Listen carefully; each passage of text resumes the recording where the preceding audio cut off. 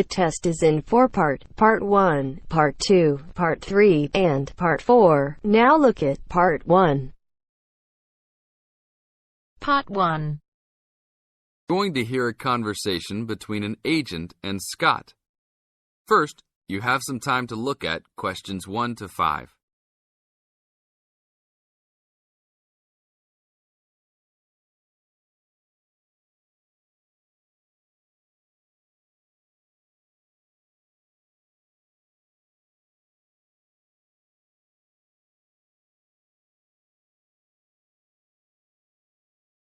Now listen to the tape and answer the questions. Howdy, what can I do for you? I'm here to ship some things back to China. Okay, we can do that. Shipping things back, eh? Have you lived there before? Yeah, I lived there for 3 years and came back 2 years ago. Now I'm going back to start my own business. Really? Did you ship things with us last time? No, I used a Chinese shipping agency. Well, I'll just let you know that rates have changed recently, so I don't know if they'll be comparable to what you paid before. It doesn't matter to me. My company's paying for it. Aha, then it's nothing off your skin, right? Okay, I'll need your name and where you need to go to pick up the items to be shipped. My name is Scott Linder, Linder, and I live in upstate New York, Saratoga Springs. Oh, sure, I know that place. I go to the races there. Great town. What's the zip there again? 770425, and the street address is 412 West Lake Road. 770425 Westlake, got it. And how big of a container are you going to be looking for? Well, I didn't have a container last time, and I don't think I'll need one this time. I think that I'll have about 6 cubic meters. We can get a subsection of a container then. How big is that? It's 2 meters wide and 3 meters long. 2 meters high, right? Yes, sir.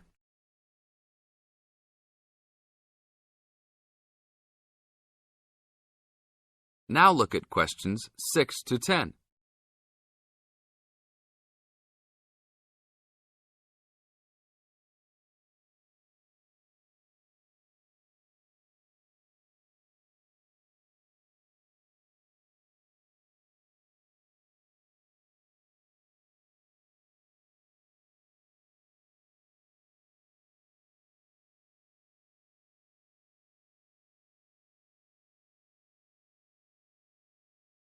As the talk continues, answer questions 6 to 10. And for customs, I need to know what sort of items will you be shipping? Mostly furniture. But we'll also have quite a few boxes of books too. Any clothing? Nope, but we'll have some bicycles and wood that we use for a loft bed. Be careful with those bicycles. I hear bicycle theft is a big problem in China. Not if you know how to secure your bikes and where to store them. Well, good luck. How valuable do you want me to list the entire shipment as being? Let's say about $3,500. Great. Now you'll also have to go over to the customs department to check with them about shipping the wood over to China. I know there are concerns about termites, bugs, etc. No problem. It's the same wood I brought over from China last time. Then you should be okay. It's just a formality. And last of all, where would you like the shipment to be delivered? Well, I will live in Beijing, but let's ship it to Tianjin. My company will pick it up there. That's all right then. Have a nice trip. Thanks for your help.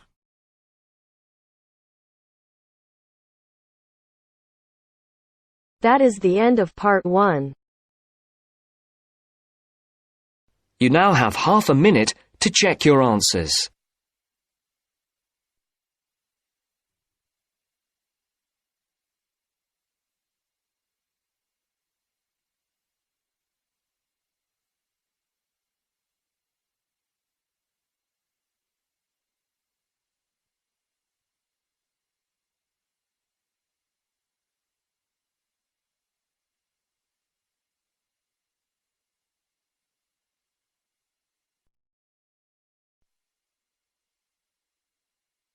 Now turns to Part 2. Part 2. You will hear some students discussing an assignment. First, look at questions 11 to 14.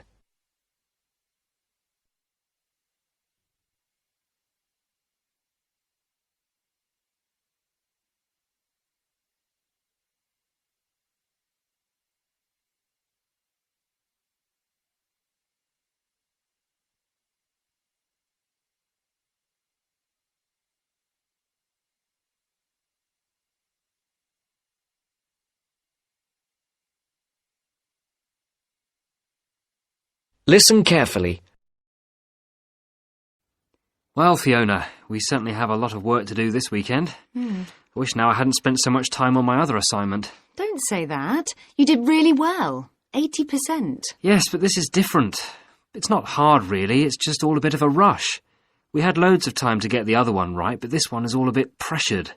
That's what makes me anxious, despite the preparation we've done. You shouldn't worry. What could go wrong? Look, let's look through what we can do to make sure it's okay. Well, the main difficulty that's bothering me is about defining the terms of reference. It's supposed to be about approaches to social welfare, right? Yes, but we're not expected to give a survey of what that means. That's not the point. We're supposed to be comparing the way welfare is approached in collectivist societies and what you might call capitalist societies. So we can concentrate on just that contrast. Yes. The other thing that bothers me is that I'm not really committed to either view. Well, I have strong opinions of my own, but that's not supposed to colour my judgment. How do you mean? Well, what you write for this is supposed to be unbiased. It specifically says that you shouldn't give a personal view. But Professor Green has a personal view. Yes, but that doesn't mean that we have to agree with him. And I don't think we'll do any better if we do. And how long does it have to be? The maximum is 4,000 words. What? But that's the maximum. We'll probably end up with about 3, but at least 2,000 is the minimum. Shouldn't be a problem. Okay. Before the broadcast continues, look at questions 15 to 20.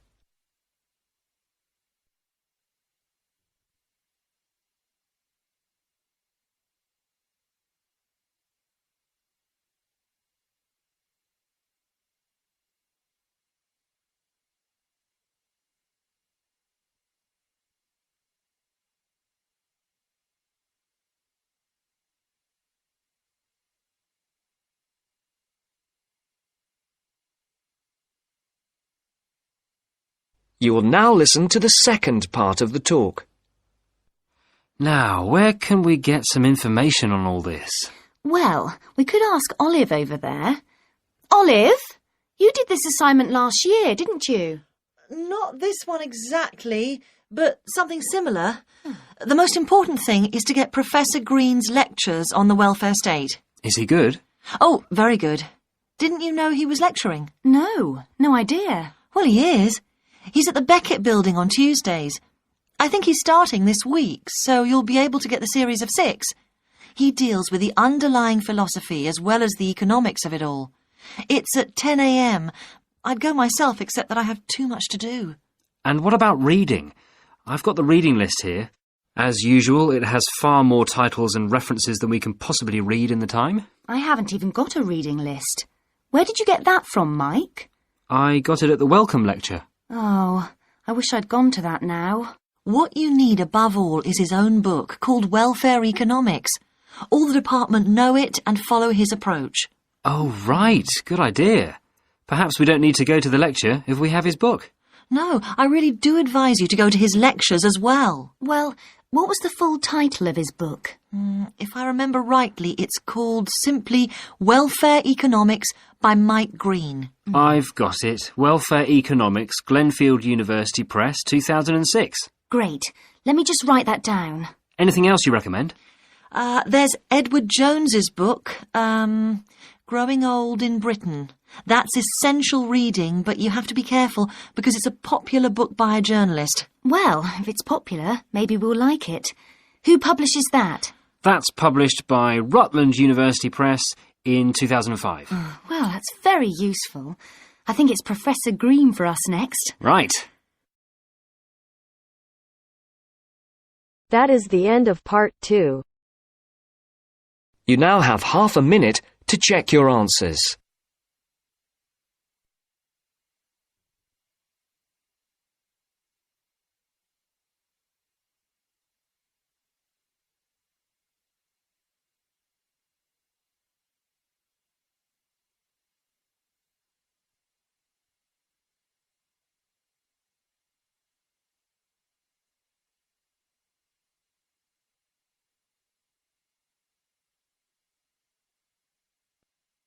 Now turns to part 3. Part 3. You will hear a radio program in which the speakers discuss the importance of looking after old people in winter.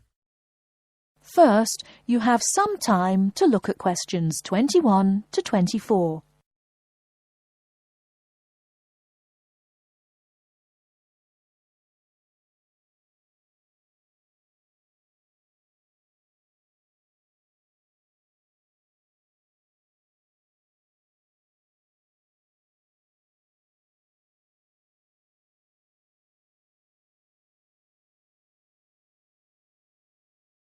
Now, listen carefully and answer questions 21 to 24. Now listen and answer the questions. Nobody likes cold weather, but for old people it can be particularly uncomfortable and dangerous. They can become cold without even noticing it. To keep warm, they may need help from friends and neighbors like you. To find out how we can help, we've invited a representative from the Social Service Department at the Town Hall to talk about the Winter Warmth Code campaign. Mr. Hastings, can I first ask you why it is so important to keep an eye on elderly people during cold weather such as we've been having lately? Yes. There are two main reasons. First, the old suffer from the cold more than the rest of us. They're not as active or strong as you and me, and it's harder for them to keep warm. This can lead to all sorts of complications. They have less resistance to infection. The quality of their lives is badly affected, and in extreme cases, they may need to be hospitalized. According to the newspapers, old people are actually dying of the cold. Is this true? I'm afraid it is. I said before there were two main reasons why we should keep an eye on old people. Well, the other major problem is that so many pensioners cannot afford to heat their homes properly. Before you hear the rest of the talk, you have some time to look at questions 25 to 30.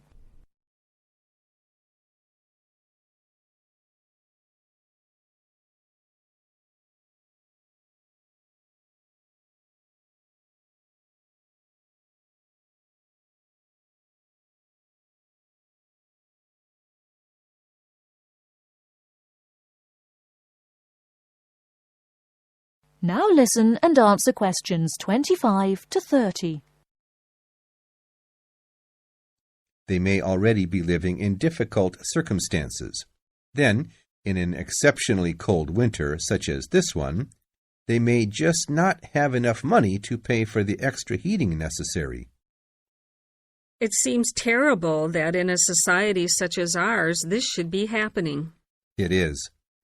And what the Winter Warmth Code campaign aims to do is to bring this problem to the attention not only of the government, but of everybody else in society. We all have a duty towards our old people to make sure that they do not suffer in this cold weather. So now to the practical side of things. What can we do to help?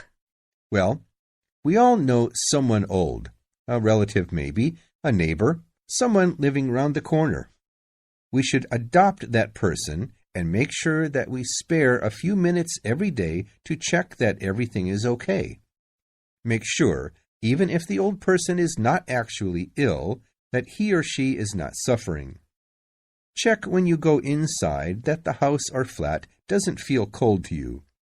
It's a good idea to try to feel some part of their body, like their face or hands. Old people can become cold without even noticing it, you know. Okay, and if a person is too poor to afford to heat the house or flat? The best thing then is for the old person to live in one room only and to make sure that that one room is warm. Check that the bed is on an inside wall. Move it yourself if necessary. Check the room for drafts. A lot of cold air gets into the room through old windows or badly fitting doors. Is food important? Yes. Make sure that the old person is eating well. You could help by cooking for them or doing the shopping. Remember, A good hot meal a day makes a big difference. Also, make sure that they are well dressed. Old people need to wear more layers of clothes than we do, particularly at night. One last question, Mr. Hastings. Is there nothing the state can do to help? Oh, yes, indeed. Contact your town hall to find out about local organizations already involved in this kind of work. If there is a local Meals on Wheels service, for instance, you could get your adopted old person on the list.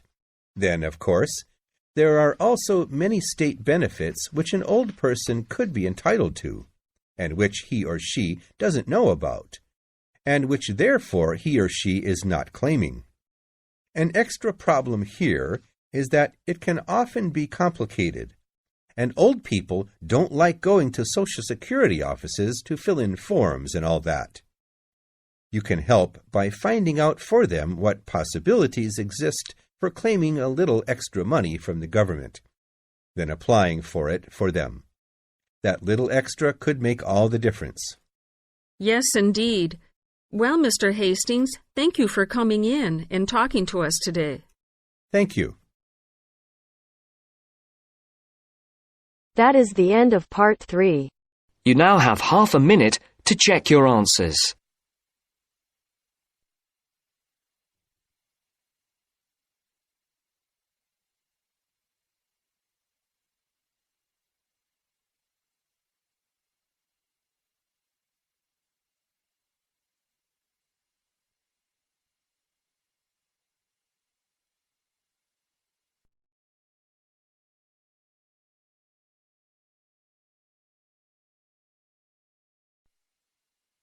Now turns to part 4.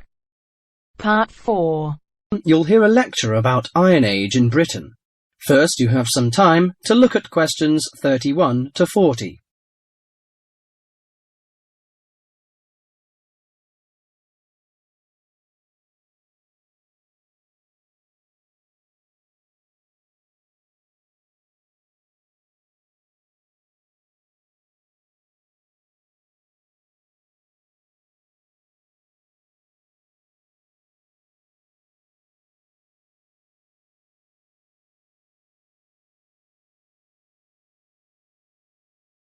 Now listen carefully to the message and answer questions 31 to 40.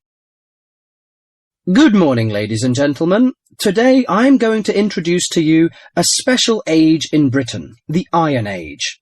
People at that time, you may be surprised to hear that, seem close to the men and women of today, because archaeologists discovered that they tried to vary their diet, improve their homes, and follow fashions.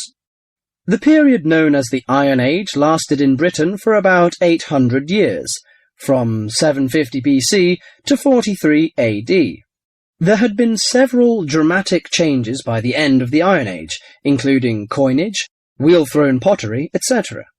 People had started to live in larger and more settled communities. Furthermore, because of the differences in climate and geography, someone living in Yorkshire or Ireland would have eaten different food, worn different clothing, and lived in different housing conditions from someone living in southern Britain. Caesar commented that Britain was a land of small farms, and this has been proven by the archaeological evidence. Since Iron Age society was primarily agricultural, it is safe to presume that the daily routine would have revolved around the maintenance of the crops and livestock. Small farmsteads were tended by and would have supported isolated communities of family or extended family size. They produced enough to live on and a little extra to exchange for commodities that the farmers were unable to provide for themselves. For those farms, harvested crops were stored in either granaries that were raised from the ground on posts or in bell-shaped pits 2 to 3 meters deep. Some 4,500 of these storage pits have been found within the hill fort interior at Danebury in Hampshire, and if they were all used to store crops, this would have essentially made the site one large fortified granary. Although the archaeological evidence shows that cattle and sheep would have been the most common farm animals, it is known that pigs were also kept.